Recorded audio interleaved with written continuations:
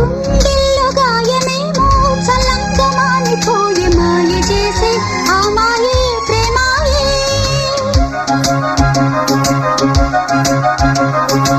ఎంత గాయమైనా గానీ నా మేనికేమి కాదు పువ్వు సోకి నీ సోకు కందేనే.